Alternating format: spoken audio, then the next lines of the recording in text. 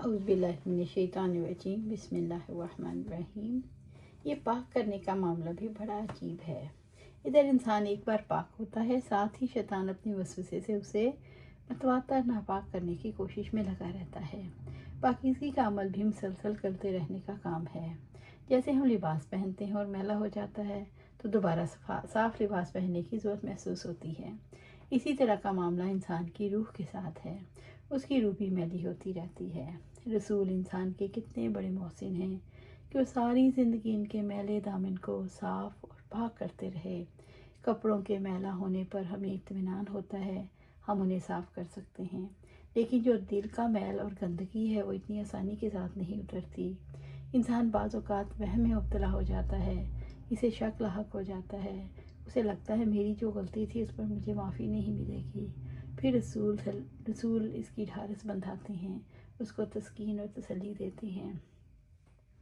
رسول رب العزت کی بڑائی کو دل میں ایسا بٹھاتے ہیں کہ انسان براہ راست اللہ تعالیٰ کے ساتھ تعلق قائم کرنے کی پوزیشن میں آ جاتا ہے۔ پھر وہ اپنے کھلے اور چھپے ہر حال میں اپنے رب کے ساتھ رابطے کی وجہ سے خوف کھاتا ہے۔ پھر وہ کسی بھی مقام پر ہو، کسی بھی انداز میں رہ رہا ہو، اسے ایک ہنسی کی نظریں اپنے وجود پر لگی ہوئی محسوس ہوتی ہیں۔ ان نظروں کی مسلسل تپش کی وجہ سے وہ اپنے عمل کو درست کرتا رہتا ہے۔ رسول انسان کو اللہ تعالیٰ کی مرضی کے مطابق جینا سکھا دیتے ہیں، جیسے ماں اپنے بچے کو شروع میں کھانا کھانا سکھاتی ہے، پھر اسے سکھاتی ہے اسے کیسے بولنا ہے۔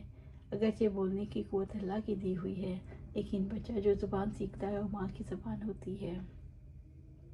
پھر وہ گھٹنوں کے بل چلنا سیکھتا ہے، پھر ماں اسے انگلی پکڑ کر چلنا سکھاتی ہے۔ سارے گھر والے ہی کوشش کرتے ہیں، لیکن ماں چونکہ زیادہ ہمدرد اور خیر خواہ ہوتی ہے، زیادہ قریب ہوتی ہے، اس لیے اسے اپنی ذمہ داری سمجھتی ہے۔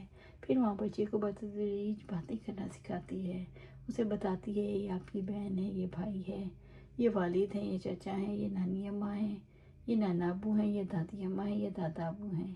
ان سب کے ساتھ کیسے رہنا ہے، ایک تربیت کا سلسلہ مسلسل گھر میں چلتا رہتا ہے۔